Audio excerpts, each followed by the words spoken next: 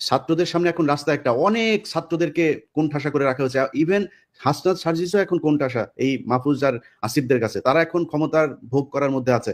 Private university, এই যে north south university, BRAC university, এই ইউনিভার্সিটিগুলোর কত ছেলে পেলে মারা গিয়েছে, একজন প্রতিনিধি আছে সেখানে? মাদ্রাসার স্টুডেন্টরা, মাদ্রাসার স্টুডেন্টরা মারা গিয়েছে, তাদের কোনো প্রতিনিধি আছে?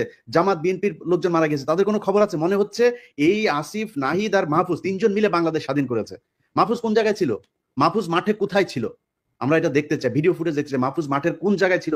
সামনাসামনি সে ফাইট করেছে? কোথাও ছিল না। আচ্ছা, তিনি এখন মাস্টার মাইন্ড হয়ে গিয়েছেন। এখন এই যে জিনিসগুলো করা হয়েছে, আমি মনে করি আমার সাথে অনেকে যোগাযোগ করে প্রাইভেট ইউনিভার্সিটির, বিশেষ করে একটা বিশাল বড় গ্রুপ আছে, এই গ্রুপগুলো চায় তারা এদের ব্যাপারে, আমি বলি যে দেখেন ভাই, ওরা যেভাবে চালাচ্ছে চালায়, যেহেতু তারা 5 তারিখের একটা পক্ষ, আমি তাদের প্রতি একটা সফট কর্নার ছিল, কিন্তু আজকে বলছি যারা যারা আছেন সবাইকে, ইভেন কি ভিপি নুরুল হক নূরের দল, তার কন্ট্রিবিউশন এখানে আছে নাকি? নূরের কোনো কোনো কিছু আছে নাকি? আমি বলি ভাই, আমি আমার কথা বলি, আপনার কথা বলি, বলেন, কষ্টের কথা আজকে বলি। আজকে যেহেতু আলোচনা এসছে নতুন করে, আমার নামে মামলা আছে, এই মামলাগুলো সরানো উচিত না? এমন কোন উপদেষ্টা কেউ ফোন করেছে আমাকে এখন পর্যন্ত যে ভাই কি হয়েছে, কোথায় আছে আপনার মামলা? আসিফ নজরুলের ওই নারী কেলেঙ্কারি করবো, তখন আসিফ নজরুল ফোন করে, ইলিয়াস আপনার কি কি আছে আমার একটু দেন। আরে বেটা, তোর কাছে আমার দেওয়া লাগবে না, তুই আগে চাইছিস আমার কাছে? আগে চাস নাই কেন? আগে যদি চাইতি তাহলে তোর আমি দিতাম। এরপরে আজ পর্যন্ত কেউই করে নাই, কেউ করে নাই। আমরা এটার কোনো পক্ষ না, আমাদের কাছে জিজ্ঞেস করার প্রয়োজন নেই। আমাদের কোনোদিন একটা ফোন করে তো কোনো মন্ত্রণালয় থেকে ফোন করে বলে নাই যে ভাই আপনারা, আপনাদের প্রতি কৃতজ্ঞতা, বেটা চেয়ারটা তো পাইছিস আর বসে গেছিস, চেয়ার কি এমনি এমনি হয়েছে নাকি? এই বাংলাদেশে আজকে যে মানুষের যে ভারত বিরোধী যে মনোভাব, এটা ইলিয়াস, পিনাকি, কনক সারার তারা তৈরি করেছে, এই জন্য হয়েছে। এত সহজে আসে নাই। যেই সময় আপনারা কথা বলতে পারেন নাই, যেই সময় কনক সারের বোন জেলখানায় ছিল, সেই সময় আপনারা কই ছিলেন? কোথায় ছিলেন? কি ছিল? একটা পোস্ট করতে পেরেছেন ফেসবুকে? এখন মুখ বড় করে অনেক বিএনপির নেতাও বলে ফেলেন যে বাইরে বসে কিছু মানুষ খায়া দেয় কাম পায় না, এই কথাটা 7 মাস আগে বলতি, তাইলে বুঝাইতাম। 7 মাস আগে বলিস নাই কেন?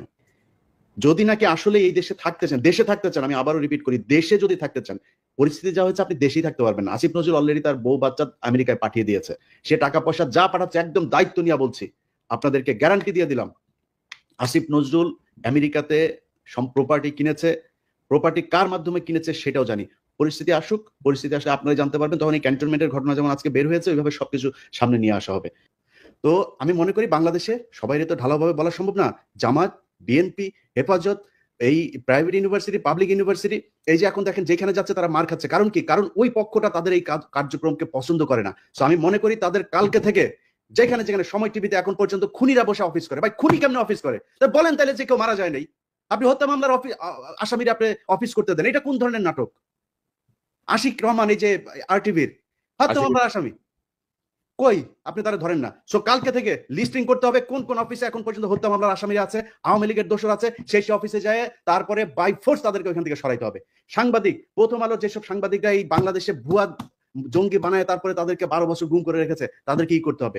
সবচাইতে বড় কাজ যেটা, সেটা হচ্ছে যারা এই 12 বছর গুম ছিল, ভাই আপনারা লোক পান না, কারে কোথায় বসাবেন, কে ভালো মানুষ? আরে ভাই, ভালো মানুষের দরকার নেই, খারাপ মানুষের নিয়ে বসান। মনে করেন গুম ছিল, এরা খুব খারাপ মানুষ, ওরে নিয়ে বসান, ও যাই করুক, অন্তত বিট্রে করবে না। আওয়ামী লীগকে আনার জন্য ওরা কোনো কাজ করবে না, কারণ ওরা 12 বছর গুম ছিল। এই লোকগুলির কোথাও বসানো নেই, গুম ঘরে নিয়ে যায় পরিদর্শনে, সেখানে হাসিনুর রহমানরে নিয়ে যায় না। আপনি কোন দেশে আছেন? আপনার এই ওয়াকারের গায়ে আগুন জ্বলে যায় হাসান নাসির আর আসিনুরের নাম শুনে। আপনি কে ওয়াকার মিয়া? আপনার জীবনের সবচাইতে বড় পাপ, আপনি যে দোজকে যাবেন, আপনি নাকি মাগরিব থেকে এসা পর্যন্ত আপনি নাকি কোরআন ছাড়া কিছু বুঝেন না। আমাদেরকে বুঝাই গেল ভাই, আজকে বলি নামটাম না বলি, আমার আর কনক ভাইরে আর্মির প্রতিনিধি দল এসা নিউ ইয়র্কে এসে বুঝাই গেল, উনি মাগরিব থেকে এসা পর্যন্ত কারোর সাথে দেখা করেন না, কোরআন শরীফ পড়েন, এইভাবে নাকি কেমন পরে চশমা চোখে দিয়ে এইভাবেও দেখা গেল না, একদম সামনে বসা। আমরা বিশ্বাস করলাম। আমরা কিন্তু তারপর থেকে পিনাকি দাদার কাছে আমি মাপ চাই আজকে।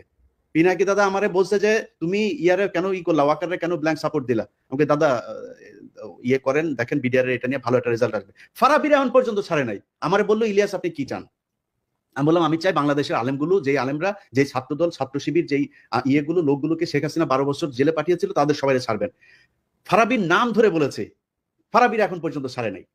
তো পিনাকিদার কথা সেদিন না শুনে আমার ভুল ছিল, আজকে বুঝতে পারলাম। এই জন্য পিনাকিদার কাছে সরি বল।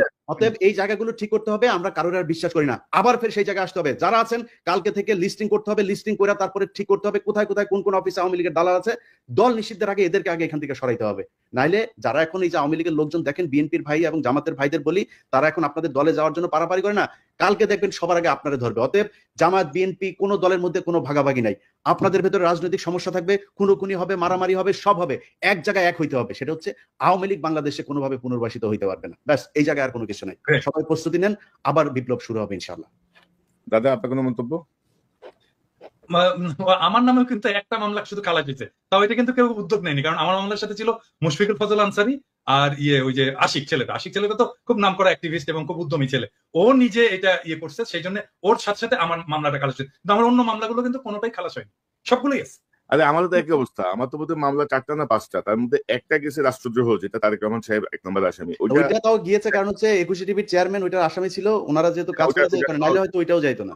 আচ্ছা, এই যে টাকা পয়সা নিয়ে করছেন, এটা নিয়ে বাঁচতে পারবে না। কি করতে হবে? যেটা করতে হবে সেটা হচ্ছে এই যে হত্যা মামলার আসামিগুলো আছে না, এটার উপর আপনাদেরকে সবার আগে এমফেসিস করতে হবে। আপনারা যারা আহত হয়েছে না, তাদের চিকিৎসার জন্য সর্বোচ্চ করতে হবে। যারা নিহত হয়েছে তাদের পরিবারকে খুব দ্রুত বড় অঙ্কের রাষ্ট্রীয় কোষাগার থেকে তাদের জন্য করতে হবে। এর আগে আমি বলেছি, পিনাকিদা বলেছে, আমরা একদম স্পষ্টভাবে যে যদি আপনার টাকার প্রয়োজনে, ফান্ডের প্রয়োজন, আমাদেরকে বলেন, আমরা ফান্ড কালেক্ট করে দেবো। বাংলাদেশের মানুষ এই জুলাইয়ের যে শহীদ, তাদের জন্য তাদের সর্বোচ্চ স্যাক্রিফাইস করতে রাজি আছে। আপনাদের কারণে মানুষ সেগুলো নিয়ে কথা বলে না, কারণ আপনারা তোলেনি না। মাঝখানে একবার কষ্টের কথা বলি, মাঝখানে একবার এরা পঙ্গু হাসপাতালের সামনে গিয়ে দাঁড়াইলো। আমি একজন ছাত্র উপদেষ্টাকে, সমন্বয়কে আমি বললাম যে ভাই, এই মানুষগুলো এখনো পর্যন্ত আমাদের মিডিয়াতে কথা বলে তারপর চিকিৎসা নিশ্চিত করতে হবে। সে আমার কি জবাব দিছে জানেন দাদা? সে আমারে বলে যে ভাই, এরা হইছে উপদেষ্টা হইতে চায়, বুঝছেন? আমার এরা উপদেষ্টা হইতে চায়, এদের অন্য ধান্দা আছে। যে কোনো ডিসেন্ট ভয়েসকে, যে কোনো প্রমিনেন্ট ডিসেন্ট ভয়েসকে বলা শুরু করে আর কি, যে উপদেষ্টা হইতে পারেনি জন্যই এরকম এগুলি করে।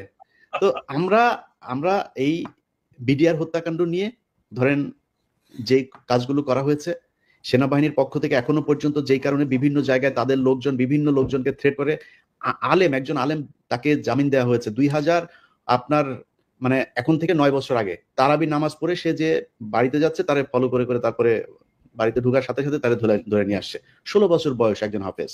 আচ্ছা সরি, আমি ইলিয়াস এখানে একটু ইন্টারাপ্ট করি তোমাকে, কারণ এটা আমাদের ইন্টারনাল আলাপ, যেটা আমরা বাইরে বলিনি এখনো।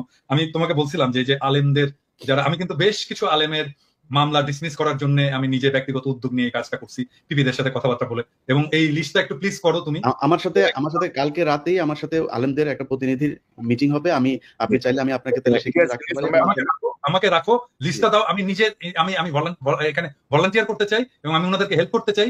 গ্রাউন্ড লেভেলে দরকার হলে আমি কথা বলে যেভাবে হোক এই ভুয়া মামলাগুলো থেকে তাদেরকে বের করে নিয়ে আসার আমি সর্বোচ্চ চেষ্টা করবো। প্রিয় দর্শক, এতক্ষণ আমরা বেশ জনপ্রিয় ব্যক্তিদের ফেস এবং তাদের কথাগুলো শুনছিলাম, এবং উনি কিন্তু যে কথাগুলো বললেন, এই কথাগুলো জুলাই আগস্টের বিপ্লবের যে নেতৃত্ব যারা দিয়েছে এবং সেই সময়ে যারা আহত হয়েছে, রাজপথে ছিল, এবং যেসব ফ্যামিলিরা এই ভিকটিম হিসাবে জুলাই আগস্টে বিভিন্ন ব্যক্তি বড় শহীদ হয়েছেন এবং যাদের ফ্যামিলি তাদের আত্মীয় স্বজন হারিয়েছে, অনেক ব্যক্তির হাহাকার কিন্তু এখানে জড়িয়ে আছে। সেই জায়গায় আমরা বলবো যে জুলাই আগস্টে যারা এইসব ব্যক্তি হতাহত হয়েছে তাদের পুনর্বাসনের পাশাপাশি যারা মারা গিয়েছে তাদেরকে আর্থিক সহায়তা দেওয়া রাষ্ট্রীয় কোষাগার থেকে, এই জিনিসগুলো কিন্তু দ্রুতই হওয়া উচিত। দীর্ঘ দেখেছে 8 বছর পার হয়, 9 বছরের কাছাকাছি সময়, কিন্তু এতদিনও এই জিনিসটি হয় না। এটা কিন্তু দুঃখজনক, এবং এই বিষয় নিয়ে এখনও কথা হচ্ছে, এটাও কিন্তু দুঃখজনক যে এ বিষয়ে এখনও কথা বলতে হচ্ছে। সেই জায়গায় আমরা বলবো দেশের জনগণ ইন্টার গভর্নমেন্টকে এই বিষয়ে দ্রুত পদক্ষেপ নেওয়ার জন্য আহ্বান থাকবে।